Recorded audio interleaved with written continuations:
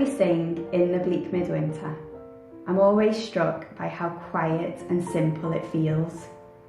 It doesn't have the same triumphant feel as some Christmas carols, but instead there's a kind of stillness to it. Life in December and the run-up to Christmas is often anything but still. It's busy, sometimes stressful, and for some it's a tough season of remembering losses or feeling alone. That's why this carol speaks to me.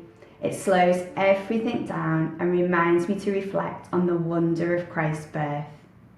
It speaks about the contrasts of Christmas, the majesty of Jesus, the humility of the stable, the joy of his birth amidst the cold and hardship of the world. The first verse paints a cold, snowy picture. Earth stood hard as iron, water like a stone. Have you ever wondered about whether there was snow in Bethlehem? While it's not impossible, it's probably rare.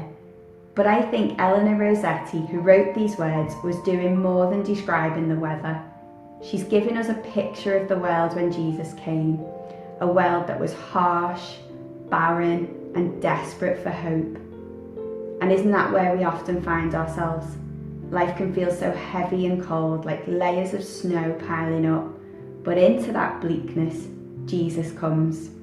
He brings warmth, peace, light, and hope into even the coldest and hardest places and situations. The second verse shifts our focus to who Jesus is. Our God, heaven cannot hold him, nor earth sustain.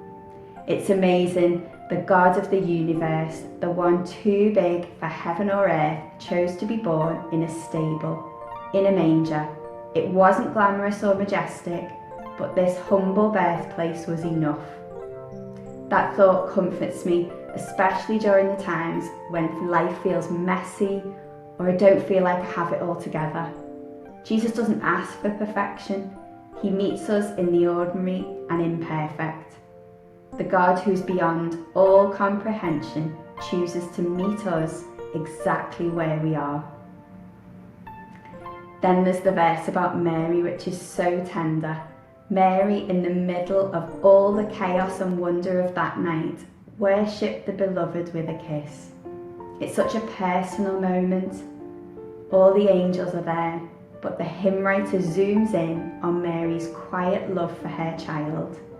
It reminds me that worship doesn't have to be complicated. It can be small, like a moment of gratitude or a whispered prayer, but it can still be deeply meaningful.